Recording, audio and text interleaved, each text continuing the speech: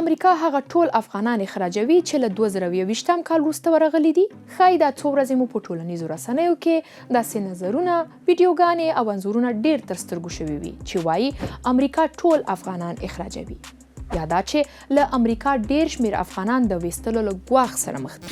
نو امکان لري چې افغانان دې له امریکا په دومره لوړه کچه اخراج شي؟ د همدې موضوع حقیقت څېړو. خو راځئ پیل کې په دې وغږیږو دغه مسله چې وخت ناوخته راپورته کیږي، دا ځل ولې دومره پرې بحثونه جدي دي. د رحمان الله په نوم یو 29 کلن افغان د نومبر په 1 د چهارشنبې په ورځ په واشنګټن کې د ملي ګارډ یوه سرتېرې ووژله او بل سرتېری یې سخت ټپي کړ. د امریکا ولسمشر ډونالد ترمپ سمدستي په توندو ټکو دغه عمل وغنده او اعلان یې وکړ چې له 2020 کال راوروسته امریکا ته د ورغلو ټولو کسانو اسناد له سره څېړل کیږي. د دې اقدام دلیل دا دی چې تورن کس د تخلیې د پروسې په ترڅ کې امریکا ته انتقال شوی و. خو نه هم ترمپ او نه هم کوم بل لوړپوړي چارواکي په خپلو خبرو کې د ټولو افغانانو د اخراج په اړه څه ویلي. خو د امریکا له ولسمشر بیا تر نورو لوړپوړو چارواکو پورې ټولو تل ټینګار کړی چې هغه کډوال به اخراجوي چې د امریکا امنیت ته خطر پېښوي او یا ناقانونه دي. ښه که فرض کړو د امریکا ولسمشر دغه ډول یو اعلان هم وکړ چې ټول افغانان دې اخراج شي،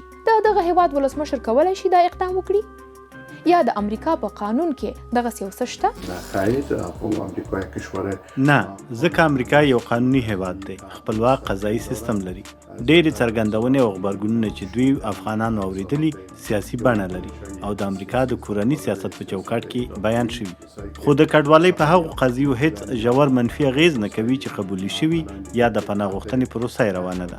نو دوی باید ډاډه اوسي. پروسه هست، اینا خاطرشان جمع باشه. د اخراج قانون په امریکا کې خپله یو لوی بهیر لري چې د کډوالۍ د برخې قاضي او محکمه یې باید په اړه حکم صادر کړي. اوس به یو څه د همدې بهیر په اړه معلومات درکړم. په امریکا کې د روڼتیا د موندنې یو بنسټ چې تر ډېره همدې برخې ته کار کوي یوه څېړنه یې د 2015 کال په جولای کې خپره کړې. دغه څېړنه وایي امریکا کې د یوه کس د قضیې ارزول ښایي قضیې او محکمه کې ګڼه ګوڼې ته په کتو کلونه ونیسي. یعنې که یو څوک د خپلې کډوالۍ دوسیې په اړه د خبرداري لیک ترلاسه کوي، تر هغې چې یې په اړه پریکړه کیږي د څېړنې پر بنسټ له 4 تر 6 کلونو وخت نیسي. خو دا مسله بیا په هر ایالت کې توپیر کوي.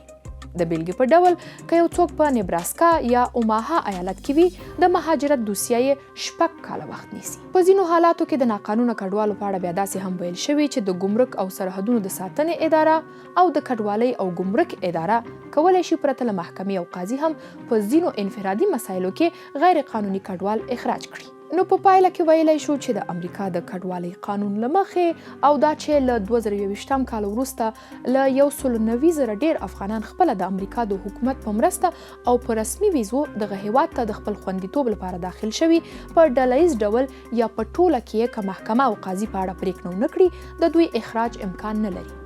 او اوسمهالي چارواکو یوازې د اسنادو د بیا ارزونې خبره کړې ده. یوه بله مسله چې ټرمپ او د امریکا یو شمېر لوړپوړي چارواکي تل مطرح کوي او د پخواني ولسمشر جو بایډن حکومت ملامتوي دا ده چې دوی وایي په 2020 کال کې د افغانانو د ښه راغلاست په پروګرام کې خلک پرته له ارزونې راوړل شوي دي. خو په دې برخه کې مسؤلو ادارو تل دغه ادعا رد کړې او د امریکا د عمومي څېړنې ادارې د 2015 کال په جون میاشت کې یوه مفصله څېړنه خپره کړې او ویلي دي چې له افغانستانه د افغانانو د وتلو په پروسه کې ټولو ښکېلو ادارو په ځانګړي ډول د امریکا د فدرال پولیسو یا FBI د امریکا د امنیت او ثبات لپاره په ټوله معنا د خطرونو په پیژندلو او د راتلونکو کسانو په ارزونه کې پوره مرسته کړې.